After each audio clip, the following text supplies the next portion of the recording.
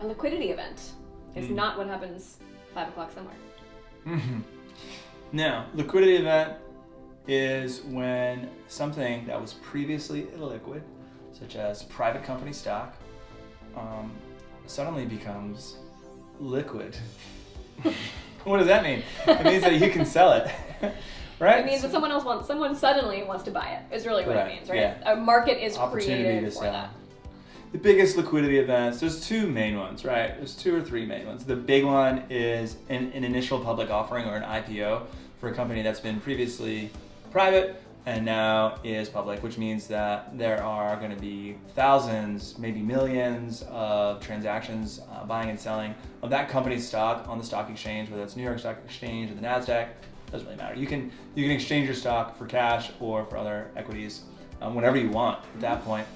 Whereas previously to that, you could really only sell to probably back to your company first, would be the first person that would have the right to buy that company back, the right of first refusal. Or if they did bless it, you could sell your shares of your private company to a third party, such as through like an equity Zen transaction or like a venture capital firm or some other company that wants to get in on that company that you work at prior to that company going public because they have faith in the performance of that company. Mm-hmm.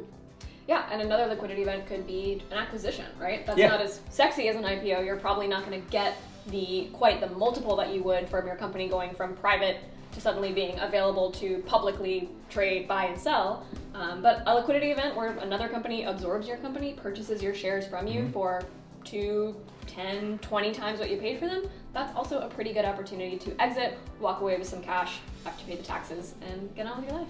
Such as a Microsoft buying a GitHub. Yep. Or a Morgan Stanley buying an E-Trade. Or Amazon buying a Whole Foods. You know, these are sort of the famous acquisitions we've seen in the past couple of years. But an acquisition is a perfectly respectable liquidity event to get out of holding those shares.